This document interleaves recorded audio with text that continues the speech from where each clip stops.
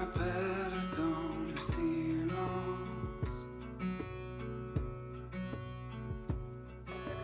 Dis où ton cœur attend le mien.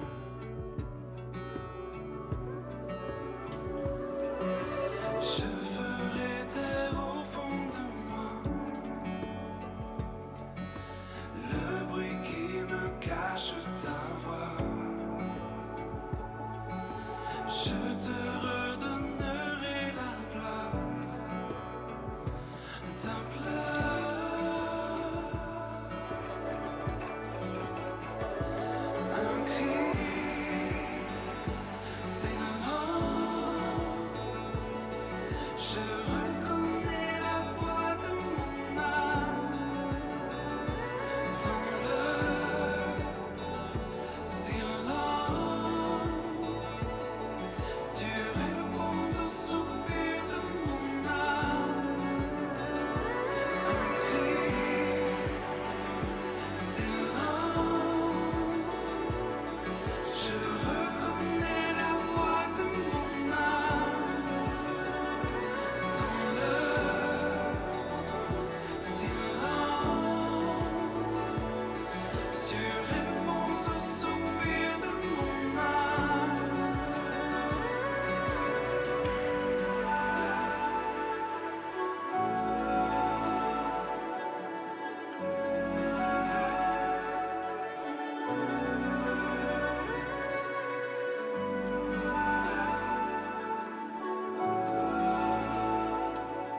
Tu réponds au soupir de mon âme.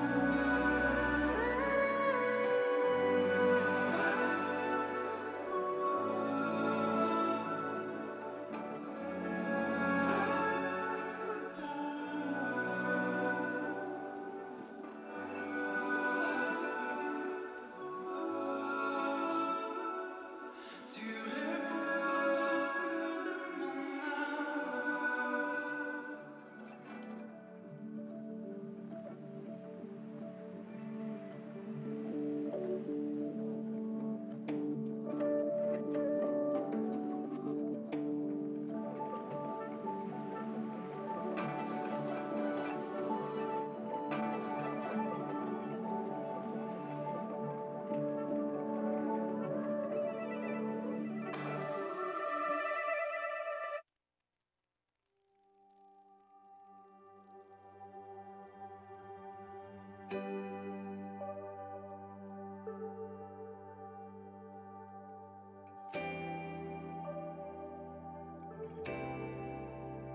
J'ai vu Dieu secourir l'âme assoiffée, son amour inonder le désert.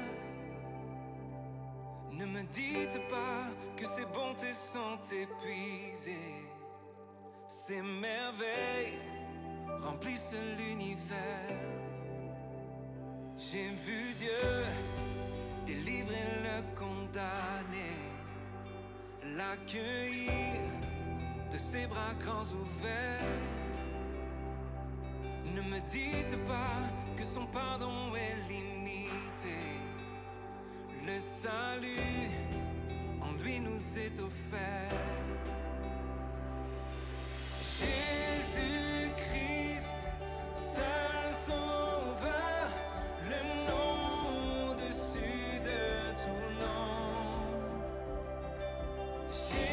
Jésus-Christ, seul Seigneur, le Dieu au-dessus de tout Dieu.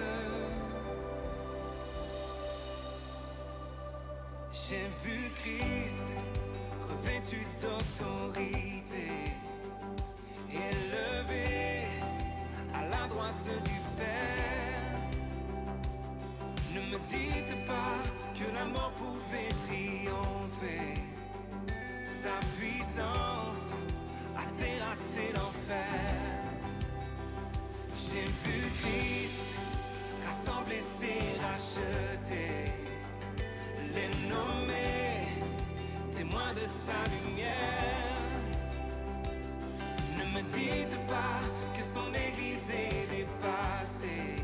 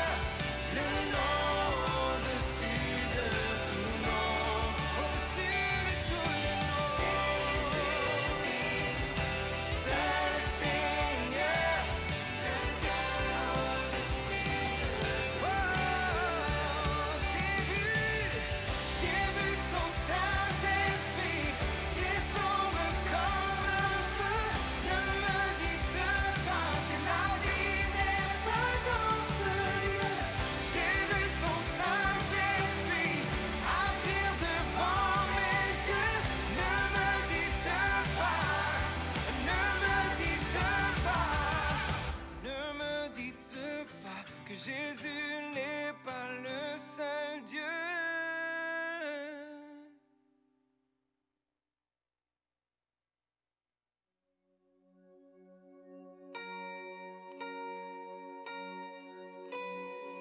Psaume 138, verset 8. L'Éternel agira en ma faveur. Éternel, ta bonté dure toujours. N'abandonne pas les œuvres de tes mains. Tu es peut-être au milieu d'une tempête et tu crois que tout le monde t'a oublié. Mais sache que l'Éternel est pour toi et qu'il a déjà parlé pour toi. Donc prends courage, il est là et il agira certainement en ta faveur.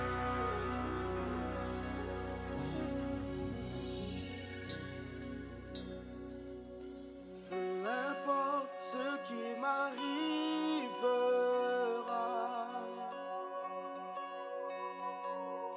l'Éternel a déjà parlé pour moi, pour moi.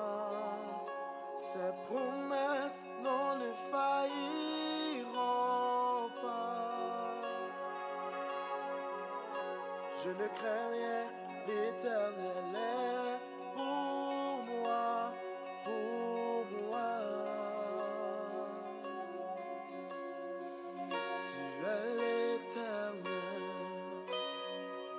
tu es l'Éternel, tu es l'Éternel, et tu agiras en ma faveur.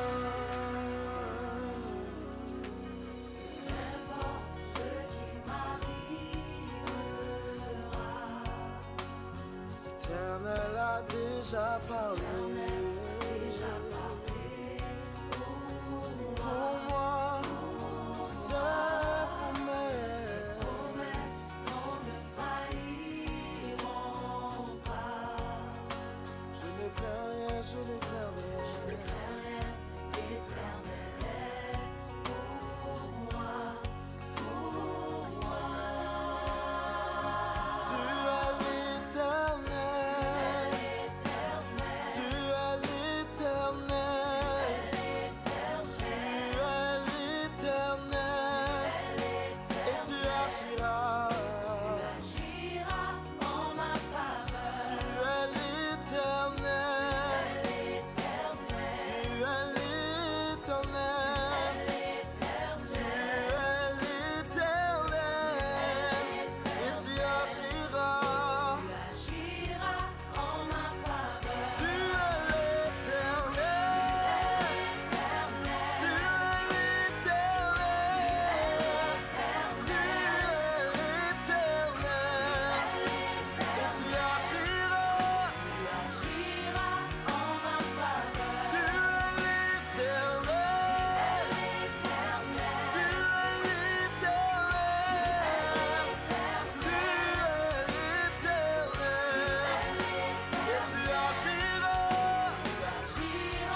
en ma faveur. Oh, en ma faveur, en ma faveur, oh oui, en ma faveur, en ma faveur. Je sais que tu parleras, oh Seigneur, tu agiras en ma faveur, oh en ma faveur. Maintenant, peu importe où tu te trouves, que tu sois dans ton auto, à l'école, au travail, sache que l'Éternel agira pour toi. L'Éternel te délivrera là où tu es. L'Éternel n'a pas dit son dernier mot. Crois-le, déclare-le de ta vie maintenant, en ma faveur. Tu agiras, tu parleras en ma faveur, pour je compte sur toi, tu agiras. Tous mes problèmes, mes difficultés, tu parleras, tu agiras en ma faveur,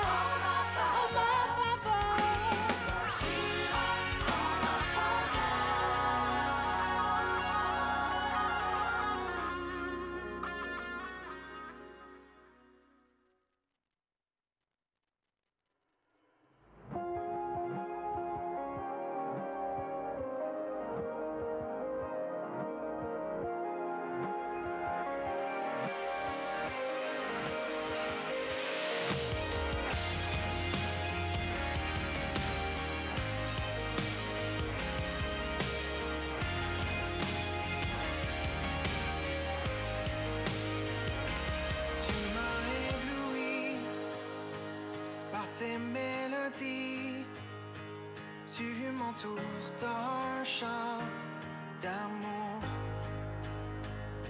chant de délivrance devant mes ennemis. Toutes mes craintes s'enfuient. Je ne suis plus esclave de la peur.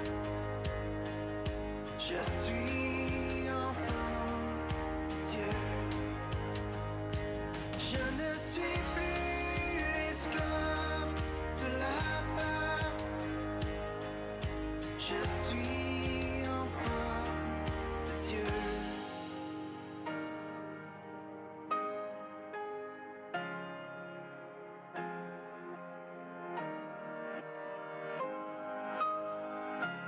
Avant ma naissance, tu m'avais choisi, appelé par mon nom.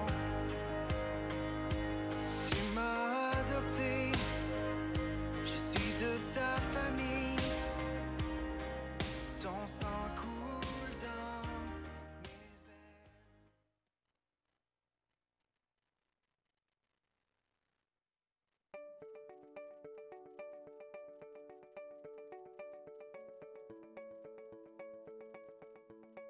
Bonjour, mon nom est Marie-France Bergeron et bienvenue à l'église communautaire Mountain View, une église où tous sont invités à découvrir et expérimenter Jésus pour ensuite influencer leur communauté. Pour ceux de vous qui sont nos invités pour une première fois, sachez que nous sommes un groupe de croyants passionnés par une foi en Jésus. Comme vous pouvez le constater, nous sommes également multigénérationnels. Les gens associés à notre Église sont à différents niveaux dans leur parcours de foi et notre désir est que chacun soit rencontré dans son besoin spirituel. Vous allez découvrir que nous sommes une Église qui aime chanter et proclamer la parole de Dieu. Alors, bienvenue à cette célébration.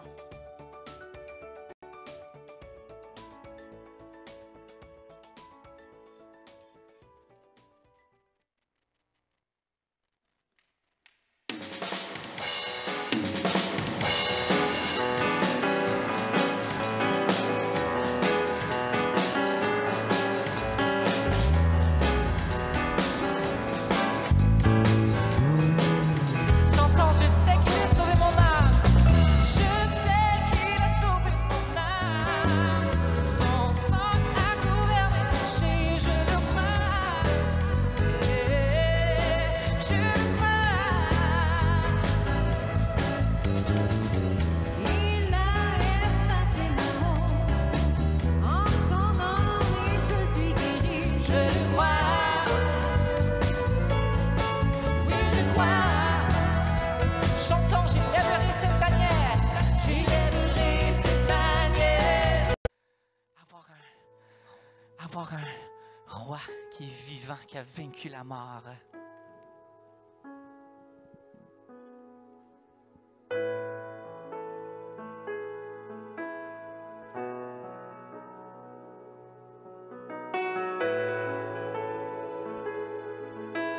Maintenant, donnons-lui la gloire qui lui revient.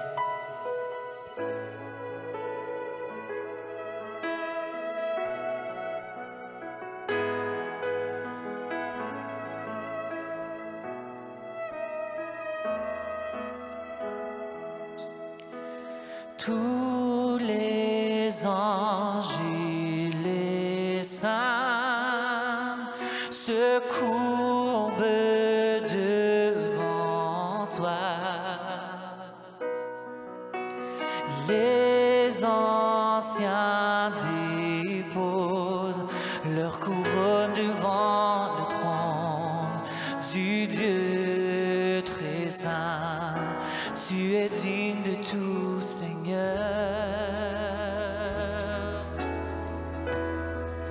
Tu es digne de tout, Seigneur.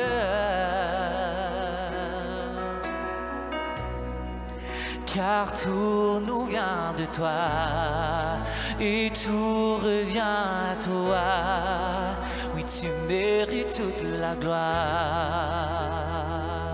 chantons haut, nous chantons haut.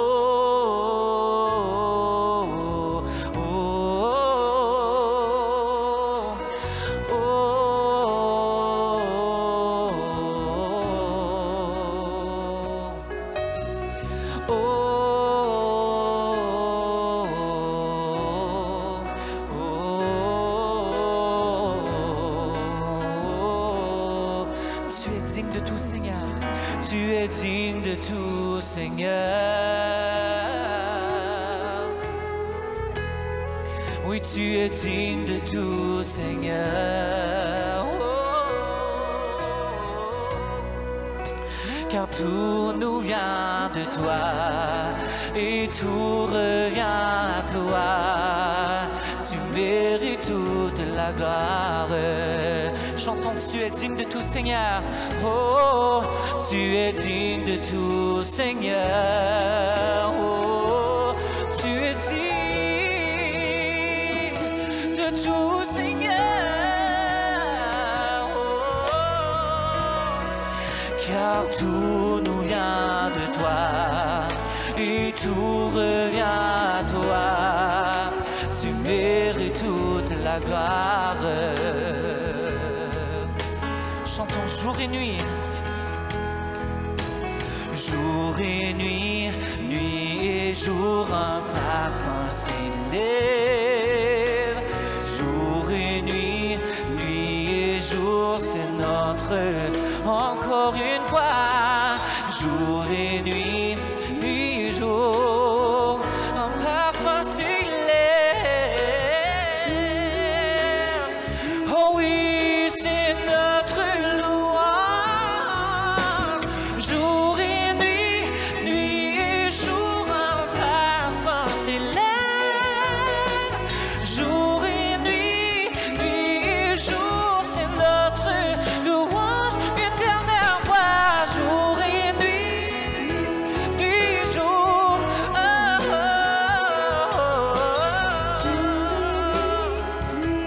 chantons Dieu de gloire, Dieu de gloire.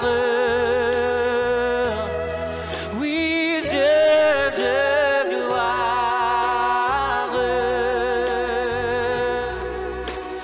Dieu de gloire. Tu es roi, j'entends Dieu de gloire.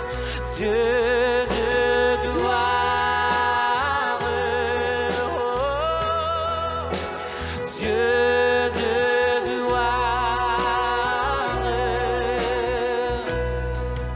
oui, Dieu de gloire, oh, oui, tu es roi.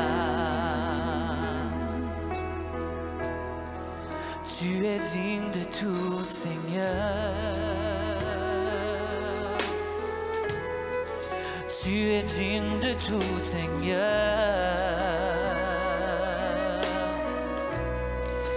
Car tout nous vient de toi et tout revient à toi.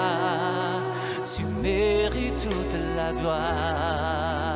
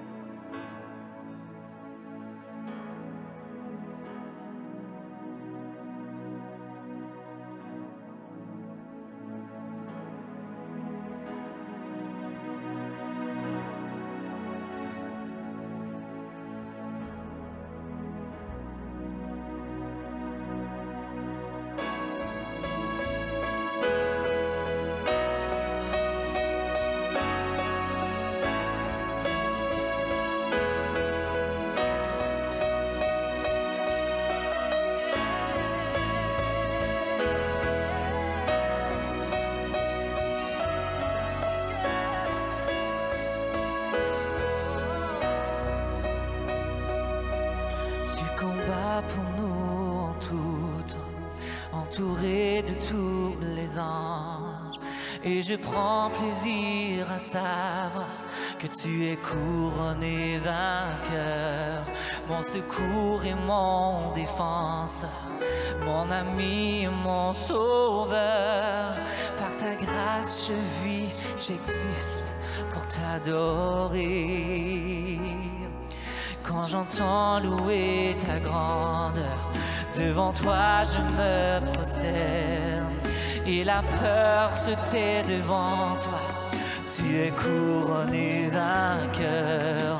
Que ta gloire inonde ce temple et que ta puissance déborde. Par ta grâce je vis, j'existe pour t'adorer. Alléluia.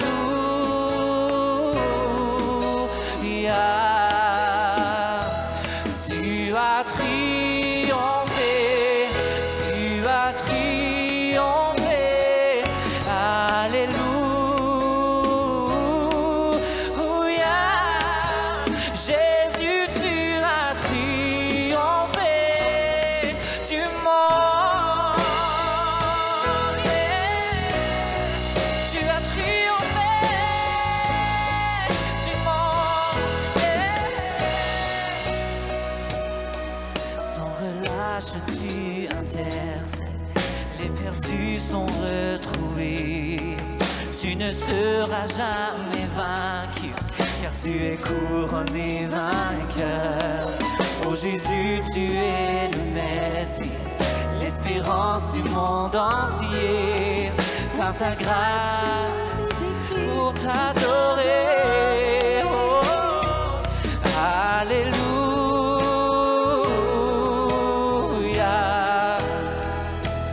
Tu as triomphé, tu as triomphé. Alléluia, alléluia. Jésus, tu as triomphé du monde. Tu as triomphé du monde. Tu as vaincu la mort. Tu es le roi des rois.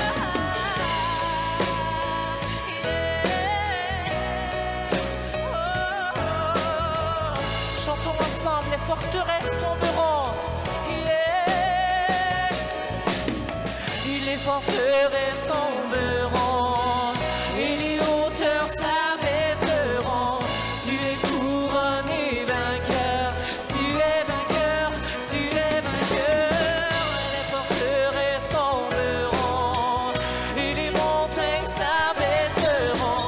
Tu es couronné vainqueur. Crions-le s'il faut. Les forteresses tomberont, les forteresses tomberont et les montagnes s'abaisseront. Tu es couronné vainqueur. Dernière fois. Oui, tu es vainqueur. Et les forteresses tomberont et les hauteurs s'abaisseront. Tu es couronné vainqueur. Tu es vainqueur. Tu es vainqueur.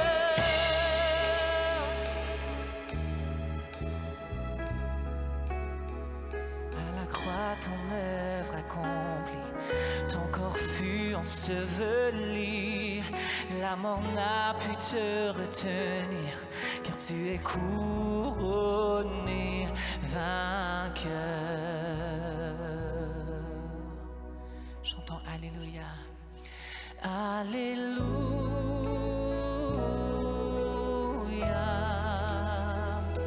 Tu as triomphé, tu as triomphé.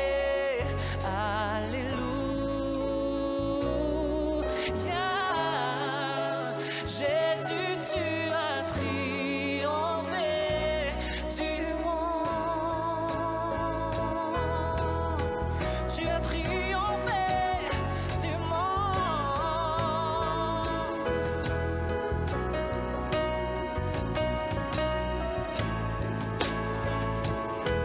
Jésus, c'est toi le vainqueur, papa. Chantons une dernière fois ensemble. Alléluia.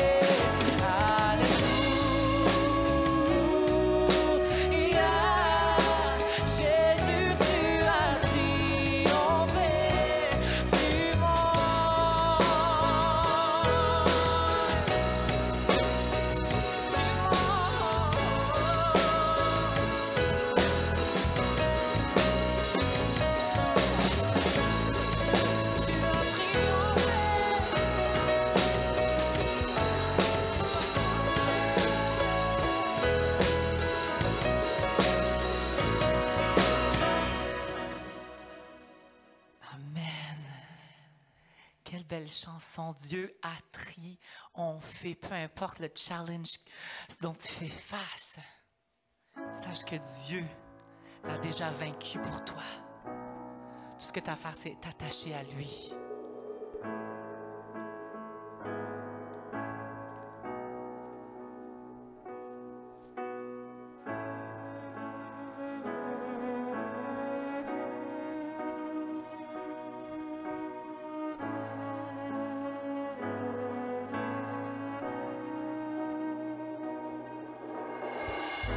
Seigneur, tu me cherches, tu me connais.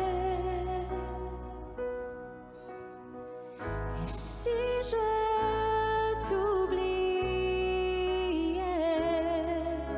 je sais que tu m'aimes. Ta sainte présence, elle m'environne.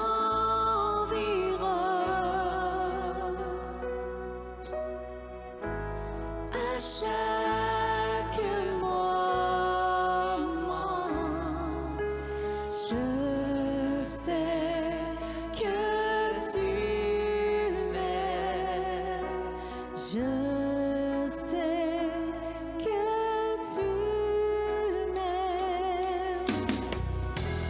À la croix, je me prosterne, où ton sang coula pour moi. Aucun amour n'est plus grand. Tu as gagné sur la mort, ta gloire remplit les lieux très hauts.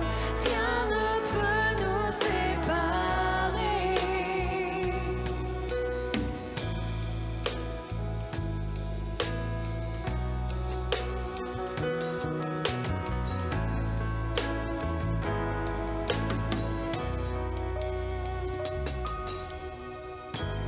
Tu marches devant moi,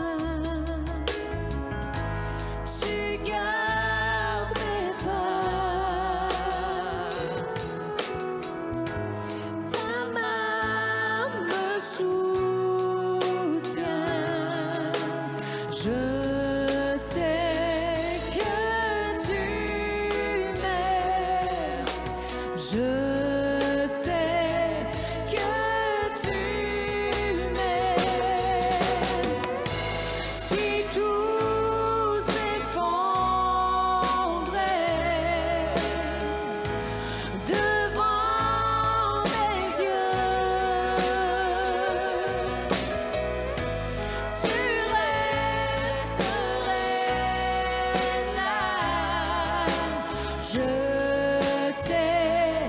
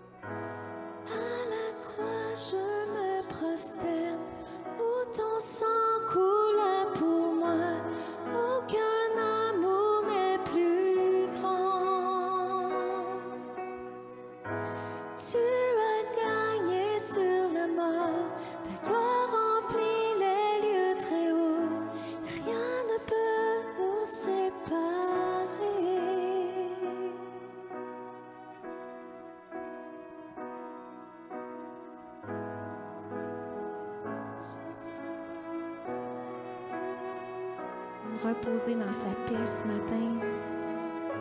Que vos cœurs soient disposés à recevoir le message qui va suivre. Soyez bénis là où vous êtes.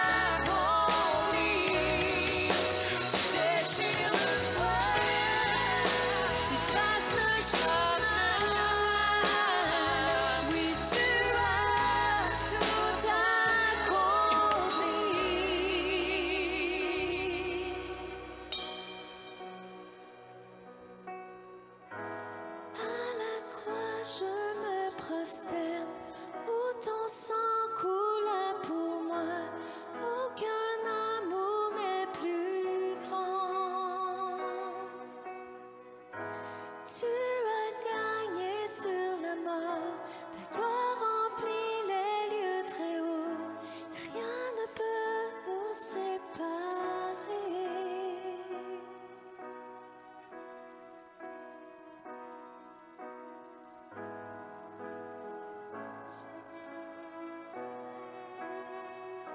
Reposez dans sa paix ce matin. Que vos cœurs soient disposés à recevoir le message qui va suivre. Soyez bénis là où vous êtes.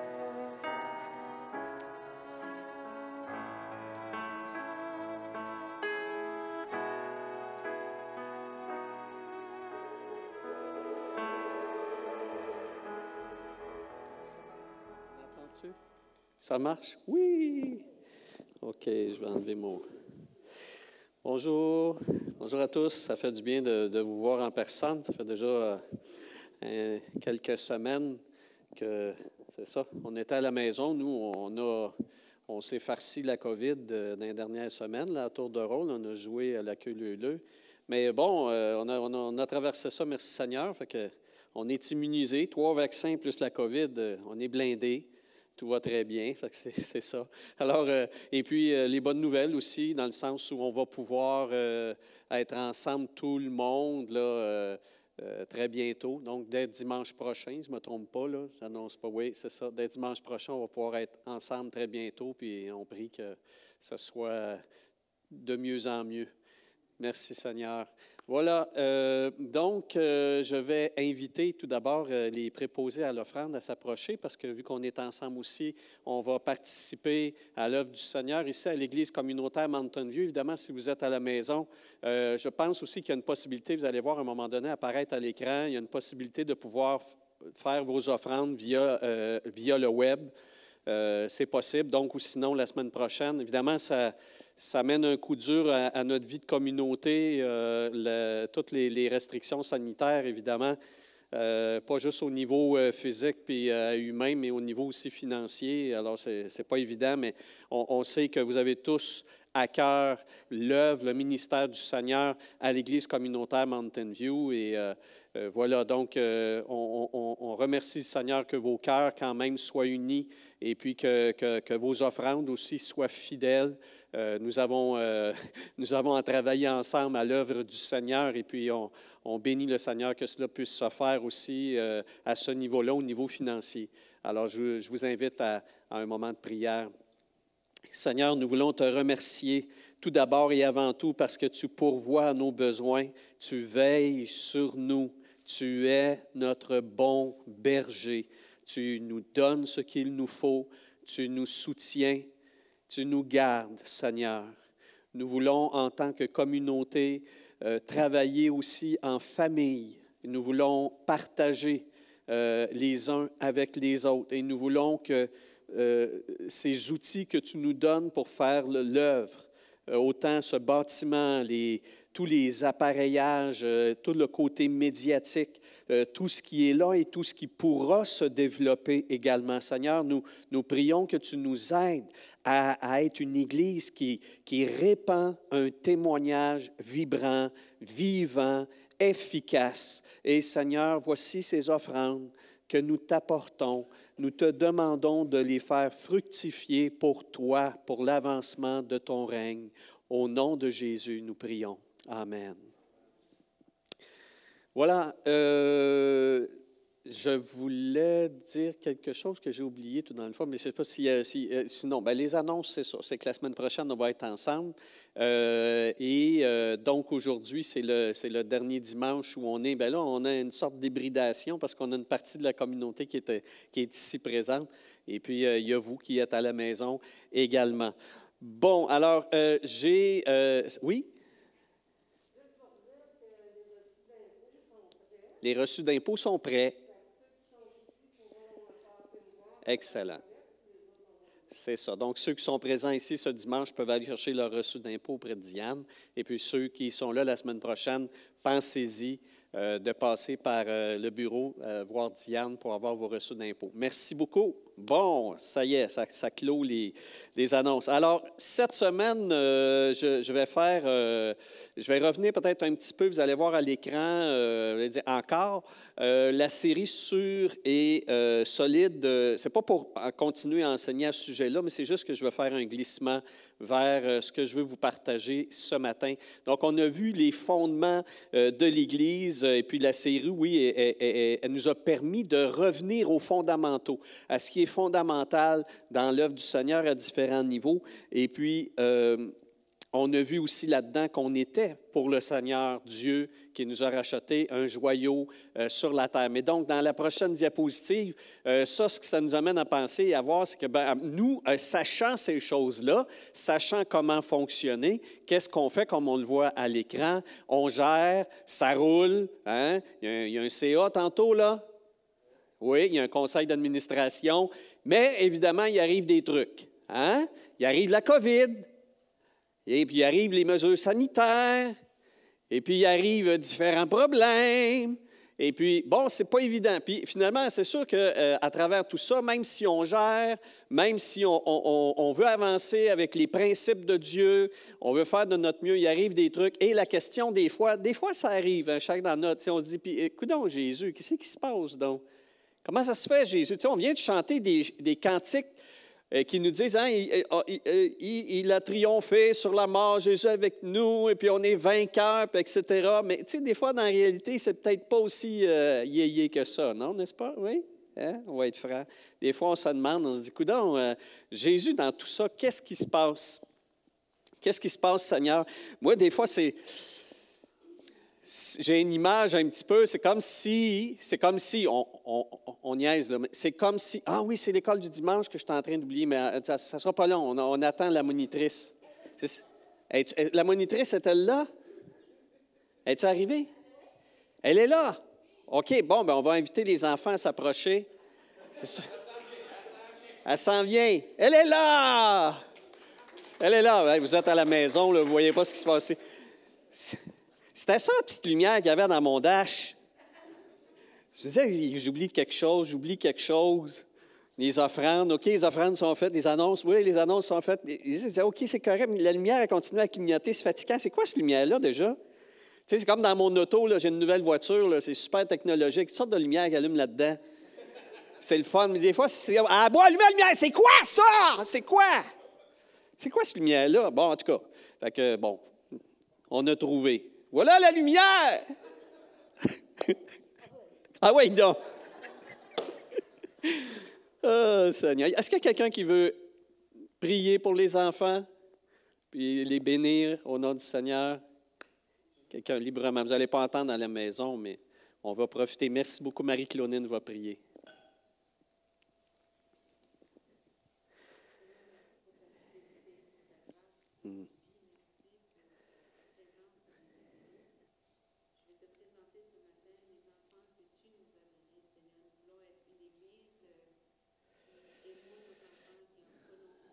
Oui.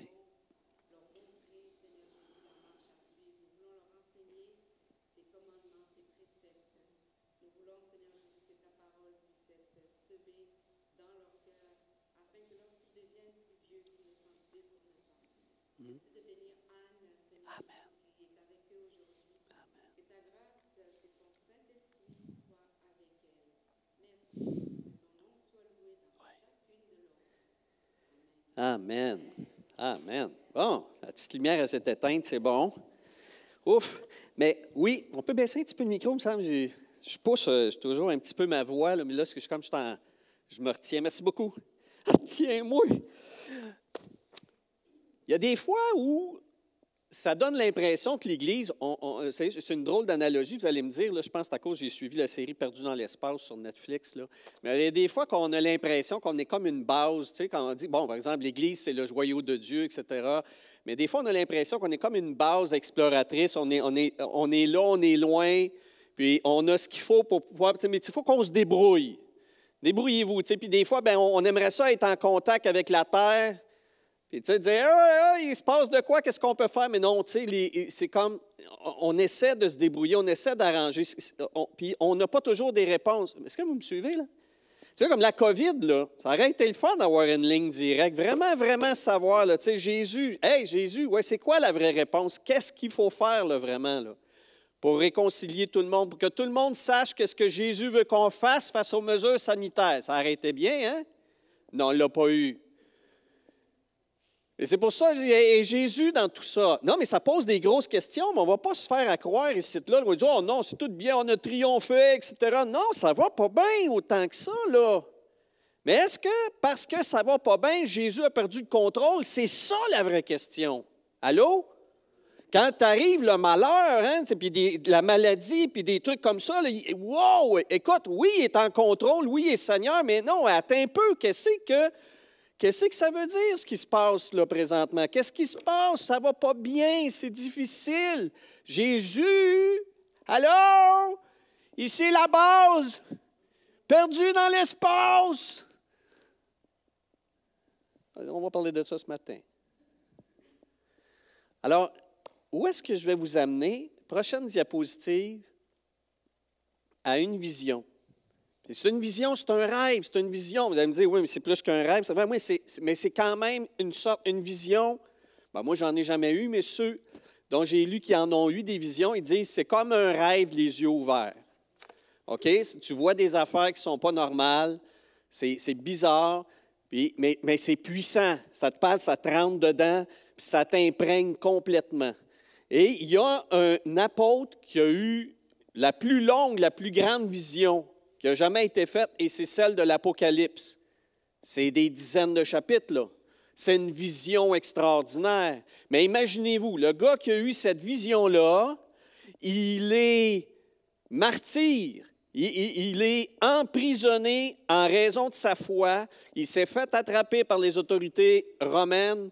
Ils l'ont envoyé sur une île prison. C'est une île perdue en Méditerranée. Il est seul là, il mange ce qu'il peut. Il est dans la misère totale, il n'y a aucun lien avec les chrétiens. Lui, un apôtre, lui, celui qui s'appelait lui-même le bien-aimé de Jésus. Tu sais, le chouchou, là, bien, le chouchou, c'est sec un peu, là. Parce que là, il est dans la misère, parce que là, l'Église est persécutée, et là, dans sa solitude, paf, une vision extraordinaire apparaît. C'est celle qu'on peut lire dans l'Apocalypse. J'aimerais qu'on lise ensemble. Si vous avez votre Bible ici ce matin, sinon, ben, moi, c'est sûr, je vais le lire, mais je ne l'ai pas mis à l'écran. Okay? Vous ne le verrez pas apparaître à l'écran, le texte est un peu long, mais je vais le lire. C'est Apocalypse chapitre 1. Je vais sauter l'introduction de quelques versets, puis je vais aborder dès le verset 9, c'est-à-dire quand la vision apparaît, elle s'installe. Et là, verset 9 du chapitre 1, je lis. « Moi, Jean, votre frère qui prend part à la détresse. » Là, je lis dans une version qui s'appelle la Nouvelle Bible Second. Donc, votre frère qui prend part à la détresse. Je prends part à la détresse que vous vivez présentement. Je prends part cependant aussi à la royauté de Jésus. Je prends part à la persévérance en Jésus. J'étais donc dans l'île appelée Patmos. C'est une île carcérale. À cause de la parole de Dieu et à cause du témoignage de Jésus, j'étais donc prisonnier. Quand je fus tout à coup saisi par l'Esprit au jour du Seigneur, ça c'est le dimanche, j'entendis derrière moi une voix forte, comme le son d'une trompette, qui disait, « Ce que tu vois, écris-le dans un livre et envoie-le aux 7 églises. » À Éphèse, à Smyrne, à Pergame, à Thyatire, à Sardes, à Philadelphie et à Laodicée. Je me retournai pour voir celui qui parlait avec moi. Mais quand je me fus retourné, je vis 7 porte-lampes, et au milieu des porte-lampes, quelqu'un qui ressemblait à un fils d'homme, à un humain si on veut. Il était vêtu d'une longue robe et portait une ceinture d'or à la poitrine. Sa tête et ses cheveux étaient blancs comme laine, blanche comme neige. Ses yeux étaient comme un feu flamboyant. Ses pieds ressemblaient à du bronze incandescent. Sa voix était comme le bruit de grandes eaux. Il avait dans sa main droite 7 étoiles. De sa bouche sortait une épée acérée à 2 tranchants, et son visage était comme le soleil lorsqu'il brille dans toute sa puissance. Quand je le vis, je tombai à ses pieds comme mort.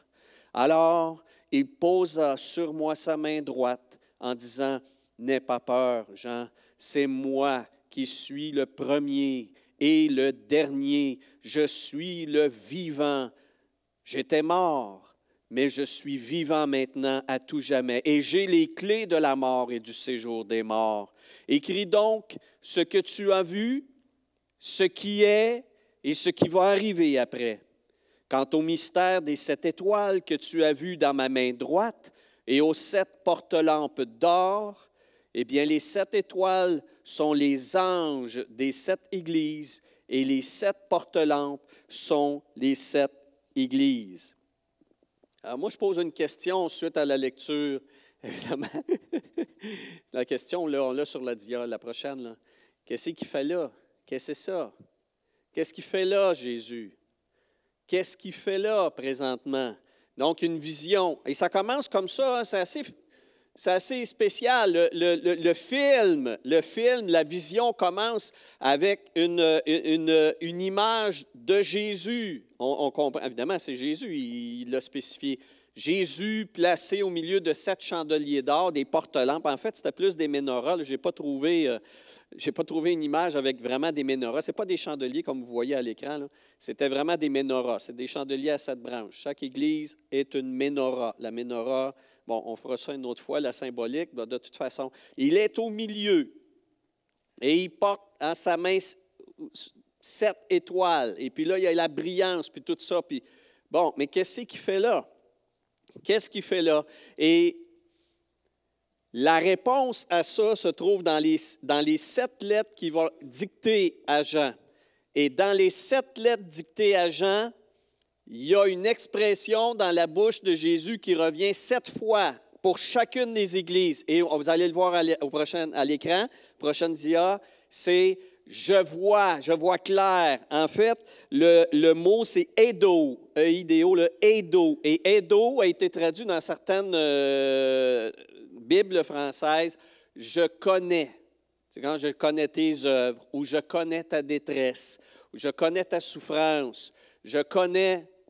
Plus souvent, elle revient, je connais tes œuvres. Mais le mot connaître, ici en français, c'est un choix de traducteur. On a de différentes versions, mais le mot original, eido, c'est comme quand quelqu'un t'a vraiment examiné, qui t'a regardé, puis qui te dit, des fois, dans le blanc des yeux, écoute, je vois clair sur ta vie.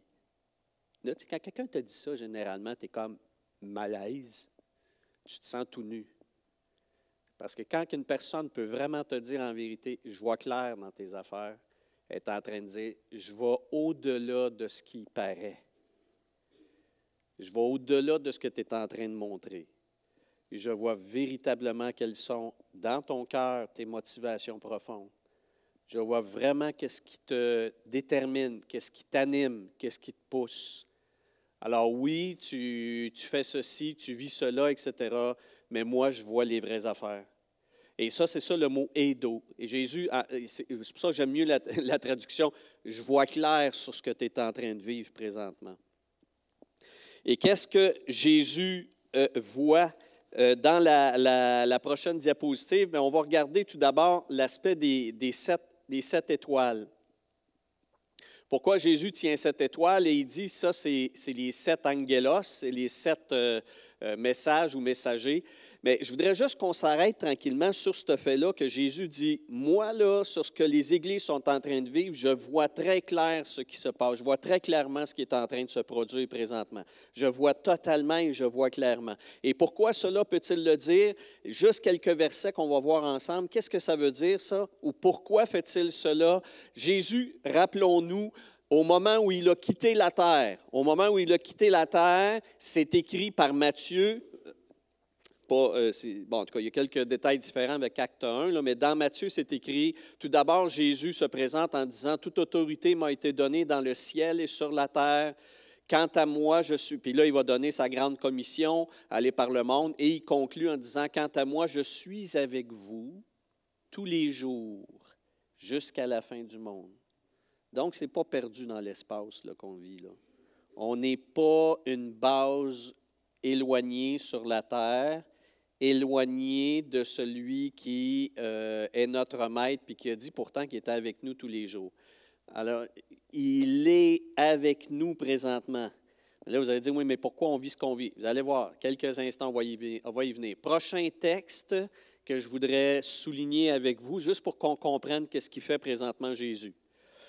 L'apôtre Pierre va être envoyé vers un centenier, excusez-moi, là, mais un haut gradé romain qui s'appelle Corneille,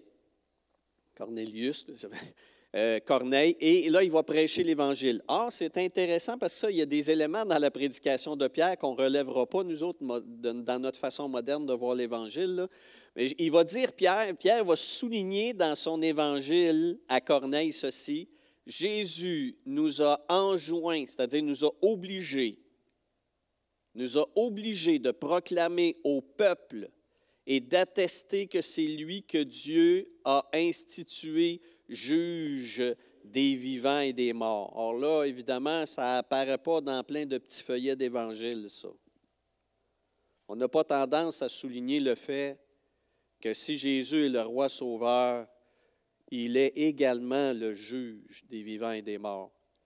Mais généralement, on va fermer D'ailleurs, en passant, je fais une petite parenthèse. Quand Paul est allé dire la même chose aux Grecs, comme on a à Athènes, dans Actes des Apôtres, chapitre 17, mon Paul, lui qui prêche le véritable évangile, hein, le plein évangile, comme on aimait dire dans le temps, il va exactement dire cela à un moment donné. Il va dire, et Dieu a décidé de juger tous les humains par un homme qui l'a ressuscité d'entre les morts, qui est Jésus le Christos, OK?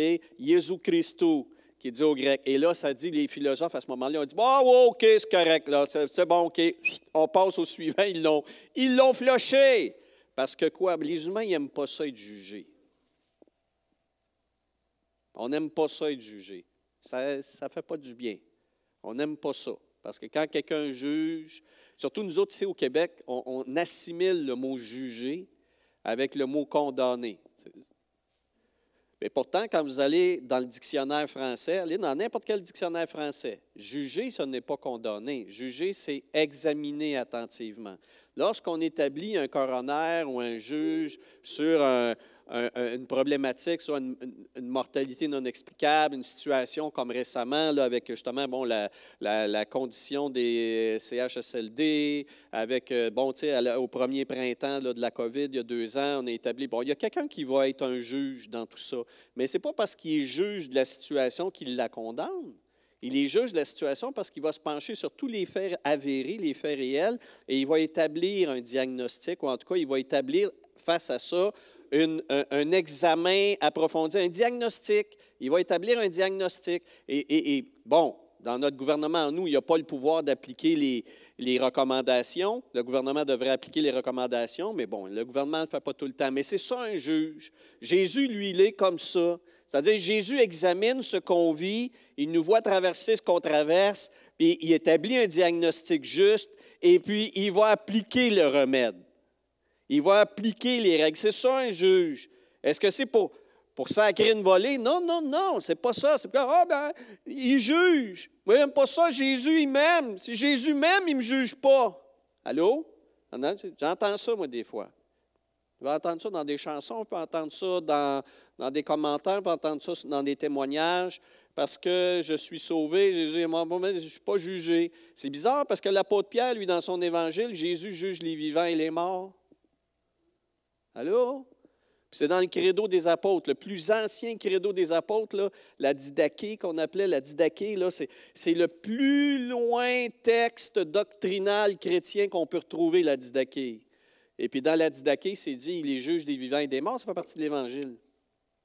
Bon, en tout cas, quand on vous dit, vous savez, c'est comme la culture moderne, des fois, finit par passer un rouleau de peinture sur certains aspects qu'on trouve désagréables, mais désolé, mais Jésus, il est juge. Puis il n'est pas juge juste des gens qui ne se croient pas en lui, il est juge, on va dire même d'abord et avant tout, de ceux qui lui appartiennent. C'est d'ailleurs ce qui se passe dans les lettres de l'Apocalypse. La suivante, prochaine diapositive. Encore, vous voyez, l'apôtre Paul, là on a parlé de Pierre, lisons Paul qui déclare aux Corinthiens, « Il m'importe fort peu d'être jugé par vous, chrétiens de Corinthe, ou par une juridiction humaine. Ça ne me dérange pas, mais il y a une chose qui m'inquiète plus particulièrement, dit Paul un petit peu plus loin, « Celui qui me juge. » Présentement, je mets présentement en parenthèse parce que le mot, le temps du verbe juger dans le texte original, c'est là, maintenant. Celui qui me juge à cette heure, c'est Jésus. C'est le Seigneur. Parce que ça aussi, les gens vont dire, oui, non, un instant, oui, Jésus juge, mais à la fin du monde, Jésus va donner les récompenses, il va juger. Oui, aussi. Mais ça n'empêche qu'il les juge déjà maintenant. Il les juge pour tous les vivants. Ceux qui sont en lui, il les juge. Mais là, n'allez pas penser condamner nécessairement. Il nous condamne, puis il nous... Non, pensez pas ça. Il nous examine. Il est comme ce verbe-là qu'il emploie, Jésus, aux sept églises de l'Apocalypse. Je vois clairement qui tu es, ce que tu fais. Je vois clairement ce qui se passe en toi présentement. Je le vois clairement. Et voici mes recommandations. Voici mes avertissements, et voici mes promesses. Et c'est sérieux, là. Vous voyez, c'est sérieux, c'est très sérieux. Il juge. Donc, c'est ça quand Jésus, dans les lettres de l'Apocalypse, il dit, dans les traductions de plusieurs Bibles, je connais, de penser, il fait plus que connaître. Il est en train de s'occuper d'eux. Il est en train... Pardon? Ah, j'ai entendu. Alors, prochaine diapositive. On va parler des 7 étoiles. Quant au mystère des 7 étoiles, on le voit, vous le voyez à l'écran, prochaine dia. Là. Quant au mystère des 7 étoiles dans ma main droite, Jésus dit, elles sont les angelos. Okay? Ça s'écrit angelos, mais on dit angelos des 7 églises. Bon, c'est quoi un angelos? Là? C'est un mot qui revient dans le Nouveau Testament, sous la forme grecque, évidemment.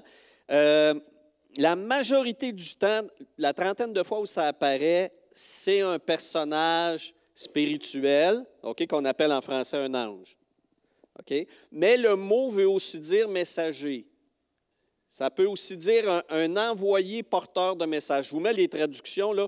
C'est un porteur de message. D'ailleurs, les anges, c'est ce qu'ils font. Hein? D'ailleurs, les anges, quand tu regardes là, dans le Nouveau Testament, celui qui a visité Marie, ça, moi, c'est un élément. Souvent, vous voyez dans les petites images, des livres pour enfants. Là. Moi, j'ai travaillé avec la Ligue pour la lecture de la Bible pendant 3 ans. Vous ne saviez pas ça, hein? Mais bon, j'ai travaillé pour la Ligue pour la lecture de la Bible pendant 3 ans. Et c'est une des plus grandes maisons d'édition francophones, en tout cas dans le temps. Puis beaucoup de livres pour enfants, parce que c'est une mission. Puis Moi, ce qui me fascinait, c'est que les images qu'on met dans les livres pour enfants, ça, c'est comme les films de Jésus, on a une petite discussion là-dessus, mais les images qu'on se fait de... Et quand on parle, par exemple, de la venue de l'ange vers Marie, on voit souvent, même dans les films, Jésus de Nazareth, peu importe, là, il y a tout le temps une lumière extraordinaire, là, c'est Gabriel, hein? Gabriel qui arrive, là, et puis son une lumière, puis là, Marie a eu toute cette vague de lumière-là, puis là, l'ange lui dit, tu vas porter l'envoyé de Dieu, là, Emmanuel, et tout ça, puis là, Marie qui, c'est beau, c'est super beau, sauf que tu regardes dans le texte des évangiles, c'est pas de même pantoute. C'est pas de même pantoute. L'ange entra chez elle. Et Marie, quand l'ange lui dit ce qu'il a à lui dire, « Voici, je suis envoyé par toi, Dieu te fait une grâce, tu vas être la porteuse du Messie. » Et le texte dit, « Marie fut intriguée par cette salutation. » Alors là, tu dis, « Ouais, il n'y a rien qui la dérange, elle, genre, elle doit être visitée par les anges à peu près une fois par semaine minimum. Elle n'a aucune réaction physique. Moi, je ne sais pas, un ange m'apparaîtrait, là, je suis mort. » Je fonds, tu sais, c'est comme, je disparais, tu sais. Un ange, genre, tu sais, salut Christian, Dieu m'envoie vers toi, tu sais, puis bon, il finit de dire, c'est drôle ta salutation. Ben oui. J'en vois tous les jours, moi, des anges. Mais non! Alors, si quelqu'un entre, le texte, puis c'est très clair hein, dans le texte original, il entre chez elle, c'est pas il apparaît, parce que quand l'ange apparaît, c'est dit il apparaît. Genre à Zacharie. Tu sais, un peu plus tard, Zacharie, là, il est en train d'officier dans le temple, et puis d'après puis là, à un moment donné, ça dit, l'ange apparaît. Et puis là, Zacharie, il a comme, il a saisi, tu sais. Il a vraiment saisi, parce que là, il était supposé être tout seul, puis quand Gabriel apparaît, et puis on est dans la noirceur, là, et il pogne de quoi, comme on dit en bon québécois. Mais bon, revenons avec les histoires d'anges. Les anges, c'est des porteurs de messages. Et puis, généralement, quand l'ange fait ce travail-là, c'est qu'il n'y a pas un humain pour le faire, parce qu'il n'y a personne qui est en mesure de le faire. Il n'y avait personne qui était en mesure d'annoncer l'incarnation du Messie à Marie. Puis, ce que Jean-Baptiste allait faire dans la famille de Zacharie. Et puis, non plus de demander aux bergers dans le champ d'aller voir le miracle qui s'était produit là, dans l'étable. Il n'y a pas un humain qui est en mesure de faire ça. Alors, à ce moment-là, Dieu prend ses messagers spéciaux. Il prend ses messagers spéciaux, mais ça reste un ange à la base, un porteur de messages. OK? Il sert une mission très précise. C'est une mission précise. Vous me suivez? Bon, alors Jésus, c'est ça qui est fascinant. Jésus va adresser pour chacune des églises, et ça peut être interprété de différentes manières, mais Jésus dit que dans chaque église, pour chaque communauté, il y a un message à porter. Il y a une mission particulière. C'est trippant, hein? Alors, tu peux soit le prendre littéralement. Si vous voulez le prendre littéralement, c'est correct. Là. Si vous voulez penser qu'il y a ici un ange qui est assis sur la toiture de l'église, c'est comme vous voulez. Là. Qu'il y a un ange à l'église communautaire Mountain View. Vous me suivez? Vous dites, écrit à l'ange d'Otterburn Park. Mais là, c'est parce qu'on n'est peut-être pas à seule église. Je regarde bien, on est-tu à la seule église ici à Otterburn Park? Non, c'est ça. Mais bon, peu importe. Alors, soit qu'on peut le penser littéralement, puis c'est de là d'ailleurs qu'est venue la doctrine. Vous avez déjà entendu parler de la doctrine des anges protecteurs? C'est de là que ça vient. C'est une vieille affaire. Là, il y a un ange qui le protège. Puis même, c'est passé dans le monde non chrétien, là, ésotérique. Hein, il y en a qui vont avoir des petits anges puis dire, j'ai un ange protecteur, il s'appelle un telle affaire. Oui, ils ont fait du chemin avec ça, eux autres. Mais il y a des chrétiens qui croient ça aussi. J'ai un ange protecteur. D'où ça vient, cette idée-là? Ça vient de là, un peu, comme. Comprenez-vous? Mais c'est parce que nous, si on étudie les Écritures, si on prend le temps là, de regarder comme il faut, c'est quoi, etc., c'est pas nécessaire que ce soit un ange, un personnage en tant que tel. Moi, je pense plus largement qu'il s'agit vraiment du message porté par une communauté dans sa communauté humaine. Comprends-tu? Parce que et c'est ce qu'on voit, chacune des communautés, Éphèse, la communauté d'Éphèse, la communauté de Smyrne, de Pergame, etc., ils ont à dealer, permettez-moi l'anglicisme, ils ont à dealer avec vraiment une situation particulière, la culture du peuple et la culture spirituelle d'une communauté donnée géographiquement n'est pas la même que celle ailleurs. Ce qu'on vit ici, là, ce n'est pas la même chose que ce qui se vit en Inde. qui se vit aux États-Unis, en Corée, etc. C'est pour ça, des fois, il faut faire attention. Tu sais, hey, ça, ils font ça dans tel pays, ça marche. J'ai fait ça, moi, dans les premières années où j'étais pasteur, dans les années 80. Je disais de ce qui se passait en Corée, puis ce qui se passe. Puis là, tu essaies d'appliquer ça ici, puis c'est comme ça ne marche pas. C'est pas le même message. On n'a pas la même mission. On n'a pas la même... Jésus connaît, voit clairement ce que chaque humain sur la planète a besoin, chaque communauté a besoin, les défis de chaque endroit. Et l'Église communautaire Mountain View, elle a une mission, elle a un message. C'est ça l'angelos. On a quelque chose, nous autres. Puis il faut connaître notre angelos, c'est-à-dire il faut connaître notre message et notre mission. Allô, vous me suivez? C'est super important. Puis c'est pour ça que Jésus regarde chacune des communautés dans ce qu'elle a à vivre concrètement, avec les humains non-croyants autour, puis avec ce que cette Église a de composer comme tous les serviteurs et les servantes et les dons qui sont dans cette Église-là. Il y a un angelos spécial, là. Puis Jésus s'adresse à ça.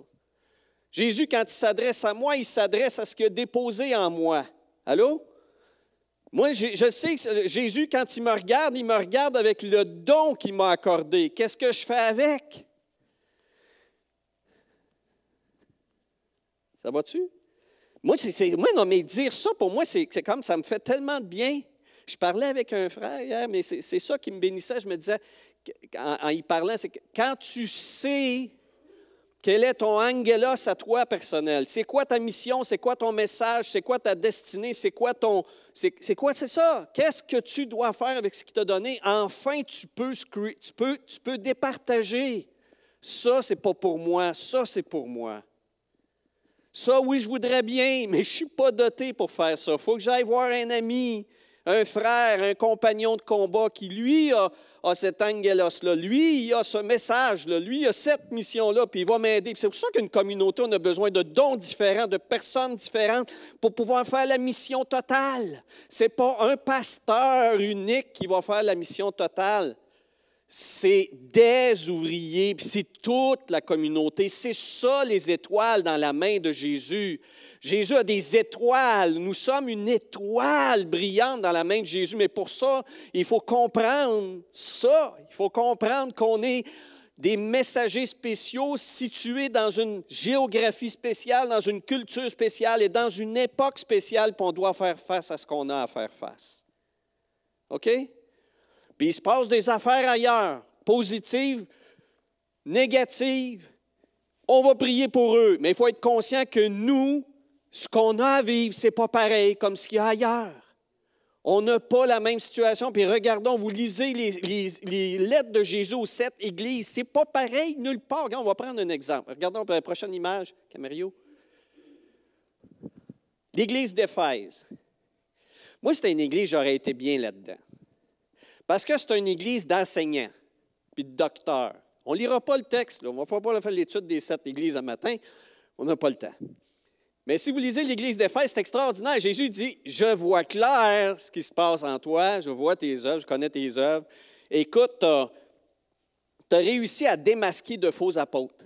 Tu es tellement sans la parole de Dieu, là. Quelqu'un vient t'enseigner, là. Tu es là, tu checkes, tu regardes, là, tu dis, là, tu es en train d'en passer. Ça, ce n'est pas selon les Écritures. Tu les as dénoncés, tu es resté fidèle à la parole, puis tu enseignes, puis etc., tu sais, puis tout ça. Mais Jésus dit, mais je vois clair. Tu as perdu ton premier amour. Hein?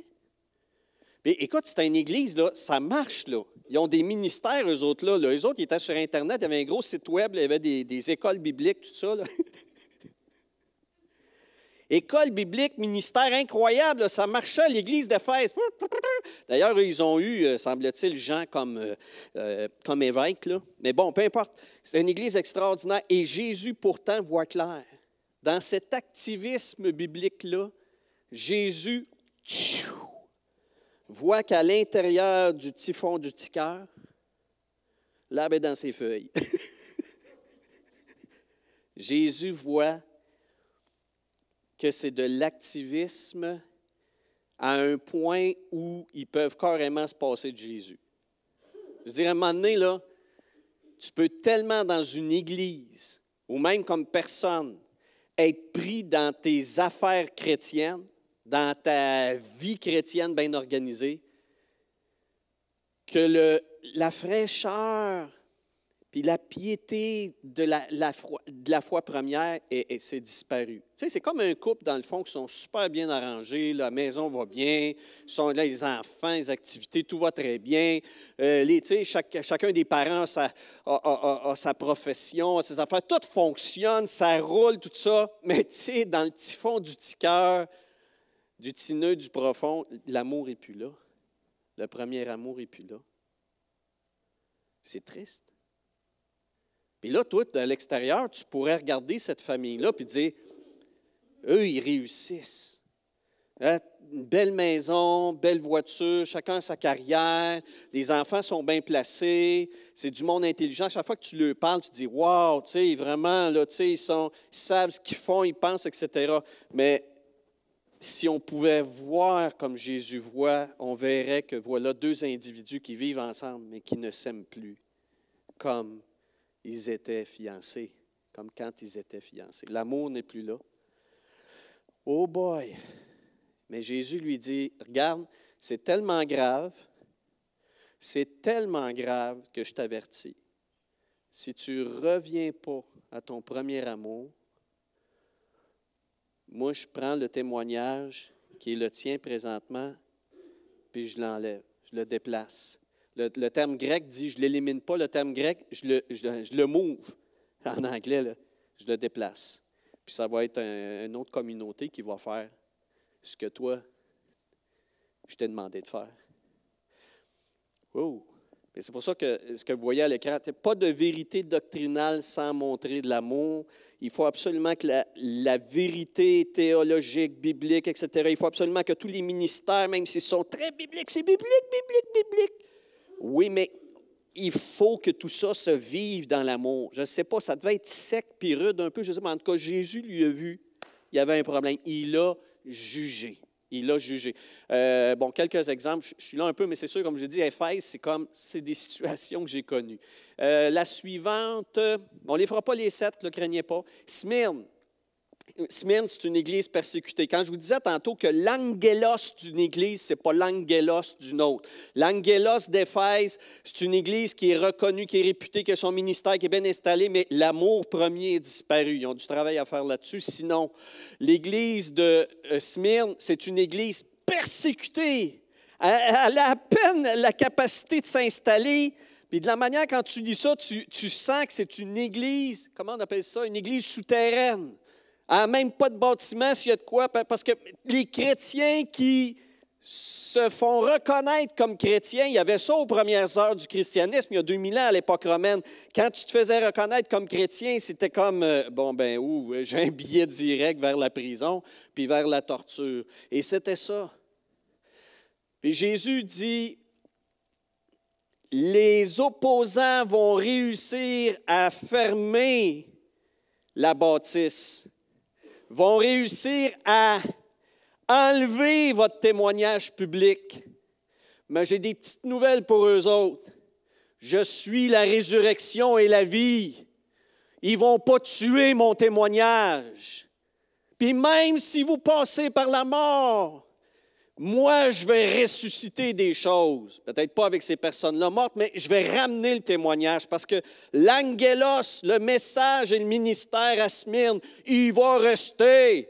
Il n'y a pas un humain qui va tuer mon témoignage. Me suivez-vous? C'est fort de même. Mais c'est dur comme message. Imagine, tu es chrétien à Smyrne, puis tu entends ça, tu dis, « Oh, bah, il n'est pas en train de nous annoncer qu'il va sacrer une volée aux Romains, qu'il va nous sortir de prison, qu'il va mettre fin au bourreau, et puis qu'il va nous redonner notre témoignage déjà public légalement, tu sais, qu'on va pouvoir se réunir, puis tiens, même, on va avoir une belle bâtisse en plus de ça. » Non, rien de ça. C'est comme... Oui, ça va vous arriver. Dans la réalité, vous allez passer à travers le feu, mais moi, je dis que mon témoignage à Smyrne ne pourra prendre fin, ne pourra pas prendre fin. Ça va survivre. Peut-être pas avec ceux qui étaient là au complet, mais ça va survivre. Parce que Jésus va y veiller. Donc, ça n'empêche pas la souffrance. Ça n'empêche pas la persécution. Mais ça, vous voyez, c'est le genre de choses, on n'aime pas ça se dire ça le matin. Je ne suis pas le fun, moi, là, le matin. Là. Mais comprenons que c'est ça la réalité. Écoute, l'apôtre Jean, il est tout seul sur une île, il mange à peine. L'apôtre Paul a passé des dizaines d'années en prison. Il va finir la tête coupée et puis ainsi de suite. Il faut revenir à l'idée que, attends un peu, c'est parce que le projet de Jésus ne signifie pas nécessairement l'absence de souffrance. Il faut se leur dire. Bon, une dernière, on va passer à autre chose. C'est pas drôle, cette partie-là. La dernière que je voulais regarder, Thyatire. Thyatire, ça, c'est intéressant. C'est une église prophétique. Alors, eux autres, là, il y avait un ministère, là, la prophétie. C'était très, très prophétique. D'ailleurs, une des leaders de l'Église était très forte prophétiquement. Elle avait un ascendant spirituel, d'ailleurs, extraordinaire là-dessus. Et puis, c'est à ça que Jésus s'adresse. Jésus s'adresse à cette Église-là, puis il fait comprendre que ce n'est pas parce qu'il y a de la prophétie bar open, ce n'est pas parce que vous avez quelqu'un qui a une drive extraordinaire au niveau prophétique dans cette communauté-là que vous êtes spirituellement correct. Jésus va dire, non, ça ne marche pas. Un, il y a de l'idolâtrie. Puis c'est quoi de l'idolâtrie? C'est d'attribuer à quelqu'un ou à quelque chose d'autre ce que tu dois attribuer à Jésus seul. Et ça, quand une prophétesse, quand un pasteur, quand un leader humain de communauté ou de mouvement chrétien attire plus les honneurs que ce que Jésus devrait recevoir, je vous le dis, on est dans l'idolâtrie. Et l'Église de Thyatire, c'est grave. Et Jésus va même donner le nom à cette femme-là qui fait du ministère prophétique, il l'appelle Jézabel. Il l'appelle Jézabel. Puis là, je sais que même dans le mouvement prophétique, c'est fort quand je dis Jézabel. Moi, j'ai entendu toutes sortes d'affaires sur Jézabel. Ah, l'esprit de Jézabel, elle a un esprit de Jézabel, ci et ça. Écoute, détends-toi un petit peu, là. C'est très, très clair. Là. Autant que l'Église d'Éphèse, c'était une vraie Église d'Éphèse qui faisait de l'enseignement, autant quand Jésus appelle une des leaders Jézabel, elle s'appelait peut-être même de même, elle a un ministère prophétique. C'est ce que ça dit. Il n'y a rien de spirituel là-dedans. Ce n'est pas un démon, c'est une personne. Puis cette personne-là fait du ministère prophétique, puis elle attire tellement la gloire autour d'elle, elle a un ascendant tellement puissant sur la communauté que Jésus dit, elle est une idole. C'est ça. Arrêtons de spiritualiser et de dire, ah ouais, un esprit de Jézabel, ça va un esprit de, oh, hey, tu peux faire du pouce là-dessus, mais soyons concrets. C'est des églises concrètes, ça. C'est des situations concrètes. Et moi, j'aime ça parce que c'est vrai. Ça dit quoi? Ça dit que Jésus, il ne regarde pas dans le beurre. Il n'est pas en train de nous raconter des mythologies. Il est en train de nous parler de véritables églises qui vivent de véritables situations, autant au niveau humain qu'au niveau spirituel, voyez-vous?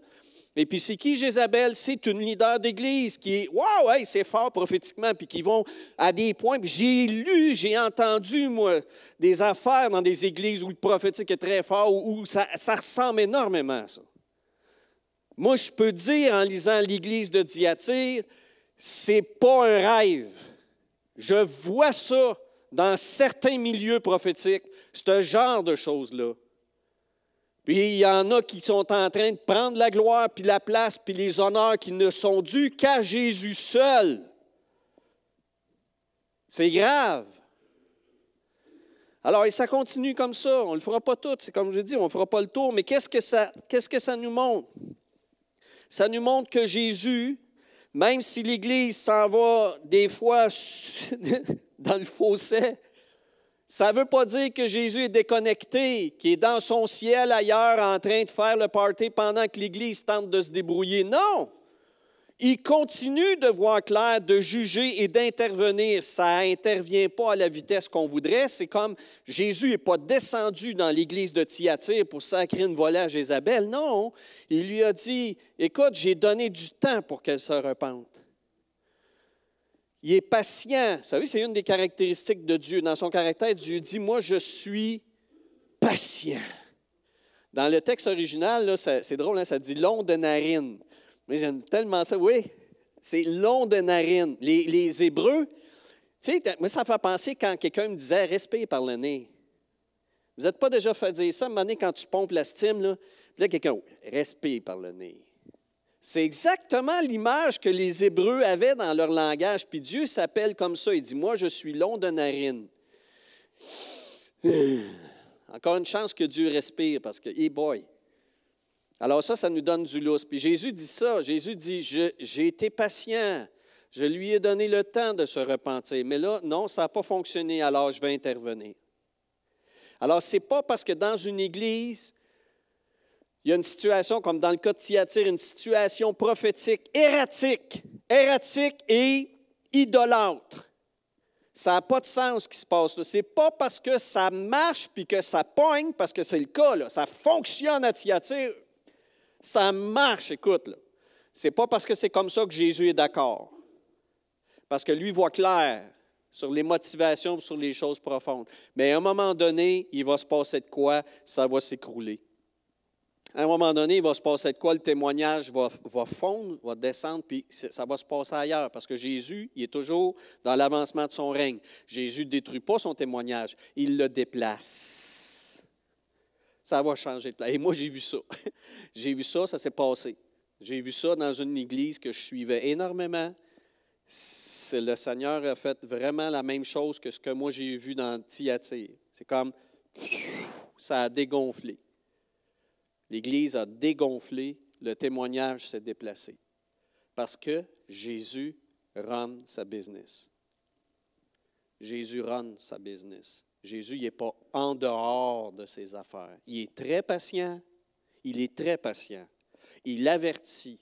Il parle au cœur des leaders, il parle au cœur des chrétiens. Et si même des prédicateurs sont fidèles à ce qu'ils reçoivent du Seigneur, ils vont avertir du haut de la chair aussi. Vous me suivez? Mais là, après ça, c'est à chacun de décider s'il va s'aligner. S'il va s'aligner. Puis si ça ne s'aligne pas, à un moment donné, Jésus, lui, a un témoignage à préserver. Il va changer le chandelier de place. Le témoignage de cette communauté-là va fondre comme neige au soleil. Puis là, d'un coup, tu vas voir une autre communauté qui émerge. J'ai vu ça dans plein de milieux, plein de régions. C'est des choses comme ça sont arrivées. Pourquoi ça arrive? Parce que Jésus surveille ses affaires. On a l'impression des fois qu'il n'est vraiment pas... Tu sais, on a l'impression, je vous dis, on est comme, ah mon Dieu! On dirait qu'on est une station spatiale éloignée de la Terre, puis que, oups, on est laissé à nous-mêmes. On n'est pas laissé à nous-mêmes. Il nous donne la chance à chacun d'être responsable puis de faire ce qu'on a à faire. On vit des épreuves, ça ne nous empêche pas de rester fidèles et de persévérer. Jean, c'est ça qu'il dit. Il dit, moi, je fais partie de la persévérance en Jésus et même de la persécution en Jésus. Présentement, moi, c'est ce que j'ai à manger.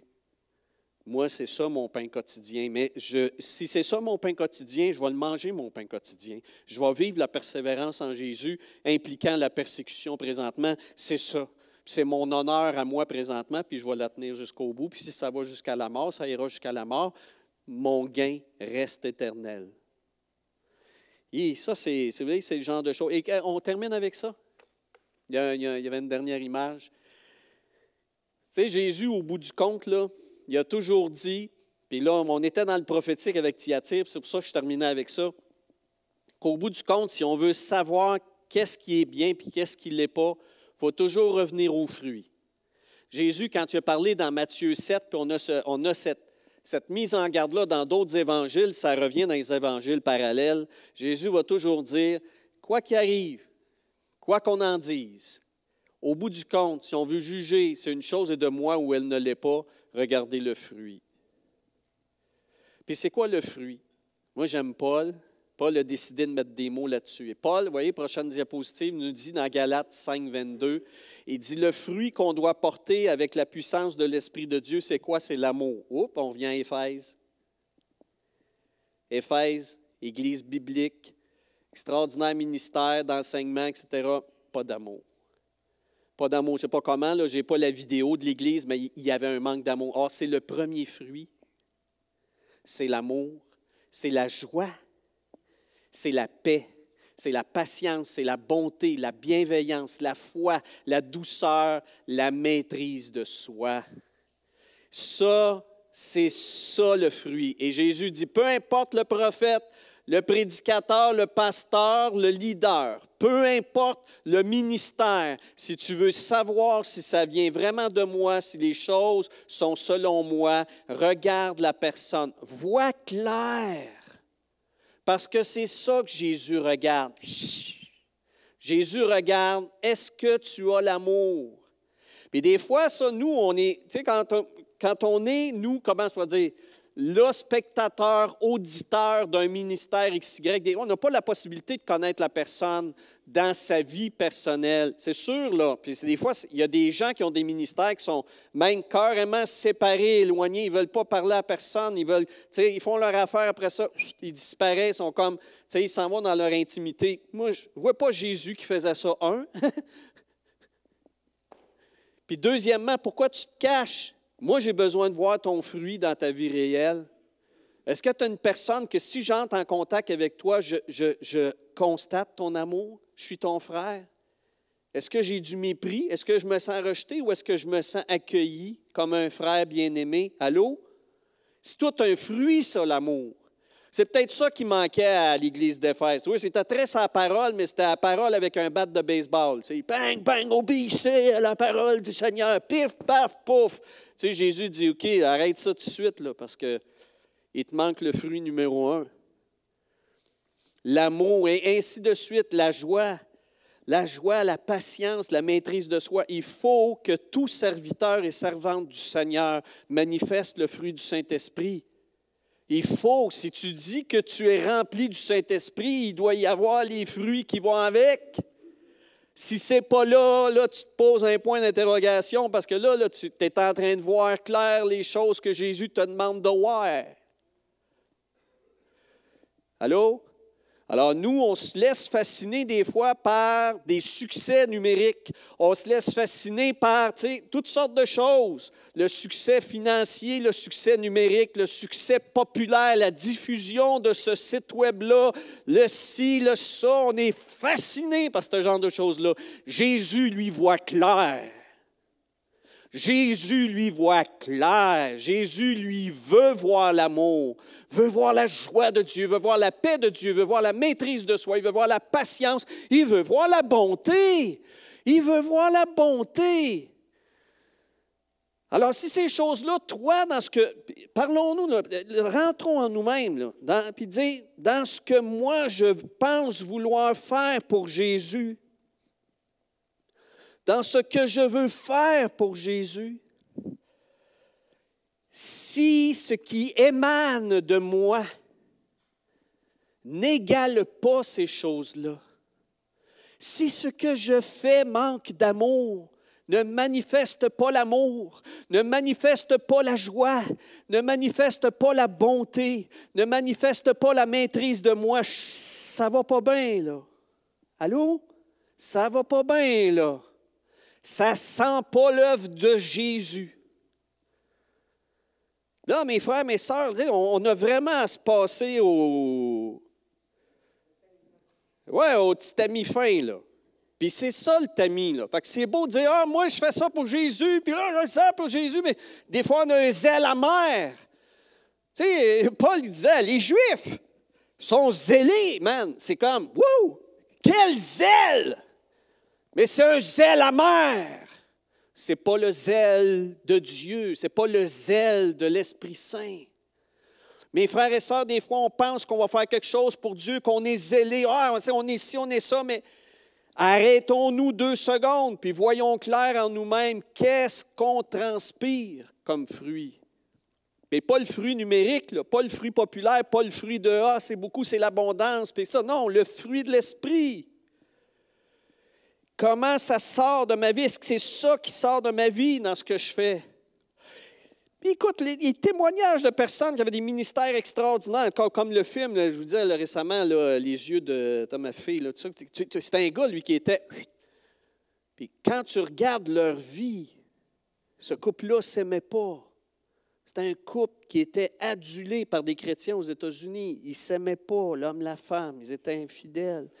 La paix, ils n'avaient aucune joie. C'était tout le temps de penser à faire plus de cash, à avoir encore plus de followers. Tu dis, c'était-tu le fruit de l'Esprit, ça? Non. C'était-tu l'œuvre de Jésus? Non, mais il y avait juste le mot Jésus dans la bouche. Ils avaient juste le mot Jésus. Ah, Jésus, ça. Non, laisse-moi voir dans ta vie 2 secondes. Non, on ne peut pas, là, je suis occupé, j'ai d'autres choses. Ah oui, OK. Tu as des choses à cacher. Mes frères, mes sœurs, moi je vous dis, c'est pour nous quelque chose qui est très important maintenant. À ce moment-ci de notre expérience, là, de notre angelos local, de notre ministère ici, de notre mission, de notre vision, il faut vraiment qu'on revienne à ces éléments d'analyse-là. Il faut voir clair sur ce qu'on veut faire. Il faut voir clair sur ce qu'on a fait. Il faut voir clair sur ce qu'on a à faire. Puis ce qu'on a à faire, mes frères et sœurs, c'est de porter le fruit du Saint-Esprit. Peu importe dans ce qu'on va faire, on peut planifier des choses, on peut dire qu'on a telle mission, etc., mais il va falloir que dans toutes nos décisions, dans notre analyse de nous-mêmes, et ça c'est personnel, rentrons chacun en nous-mêmes devant le Seigneur, plaçons-nous devant lui, puis testons-nous par rapport aux fruits de l'Esprit. Testons-nous. Est-ce qu'on émane l'amour? Est-ce qu'on manifeste la patience et la bonté? Est-ce qu'on a fait preuve de maîtrise de soi? Et si ce n'est pas le cas, excusez, là, mais on a à se repentir. Il faut se repentir. Parce que Jésus, lui, il ne deal pas avec autre chose que ça. Puis si on n'est pas en mesure de faire du ministère dans cet esprit-là, Jésus va simplement continuer à faire ce qu'il a à faire, mais il va le faire avec d'autres. Allô? Je n'ai pas le goût. Prions ensemble. Seigneur, nous sommes devant toi comme des livres ouverts. Nul ne peut se cacher de toi. Et nous voulons, Seigneur, que tu nous donnes la grâce d'être humbles, de nous voir tels que tu nous vois. Même si on se sait aimer par toi, on l'a chanté, tu nous aimes, mais tu nous juges et juges-nous. Vois clair en nous. Mais que ton esprit, en même temps, fasse comme il le fait pour les inconvertis, qu'il nous convainque, nous aussi, de péché, de justice et de ton jugement. Non pas pour la condamnation, mais pour la sanctification. Oui, juge en nous, Seigneur, puis rends-nous maîtres de nous-mêmes, afin que nous concentrions nos efforts et nos prières à manifester le fruit de l'Esprit. Seigneur, nous t'en prions, que nous nous aimions, que nous manifestions aussi l'amour en ce monde, que nous manifestions la joie de te connaître, ô Dieu, la paix, une paix qui surpasse toute épreuve, malgré l'épreuve, malgré les restrictions sanitaires, malgré les contraintes sociales, que nous soyons en paix.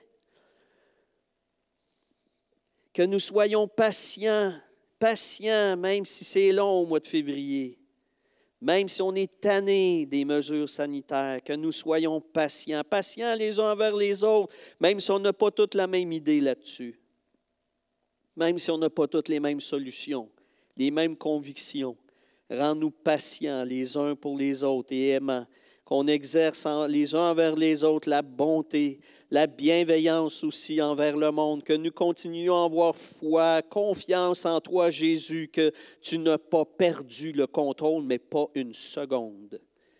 Que nous soyons doux et non pas violents, et que nous nous maîtrisions en toutes choses. Seigneur, nous portons ton message, ton témoignage, ton angelos, Seigneur, ici à Otterburn Park. Nous te prions de venir nous aider. Oui, prends le contrôle, Seigneur Jésus, et fais que nous soyons humbles devant ta face. Que ton Saint-Esprit fasse une œuvre en chacun.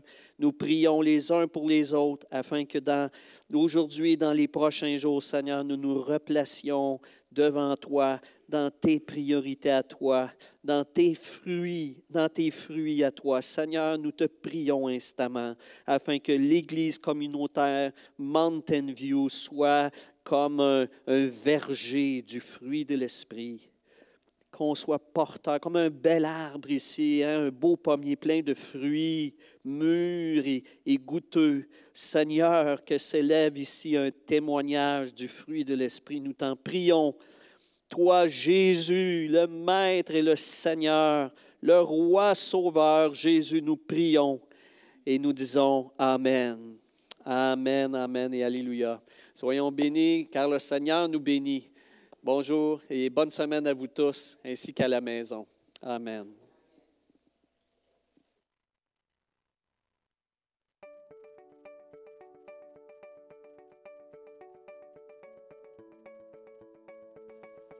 Merci d'avoir participé au service de l'Église communautaire Mountain View. Quel plaisir de pouvoir louer Dieu avec vous ce matin. Si vous voulez écouter ce message à nouveau ou encore trouver la banque de tous nos messages, visitez notre site web au www.ecmountainview.org et trouvez l'onglet Enseignement. Vous y trouverez tous les messages en version vidéo et en version podcast. Pour toute autre question, veuillez nous contacter par courriel à info@ecmountainview.org. Je vous laisse avec ce dernier verset dans Colossiens chapitre 3 qui nous encourage que peu importe ce que nous faisons, de le faire de bon cœur comme pour le Seigneur. Sur ce, passez une belle semaine et en espérant vous revoir la semaine prochaine.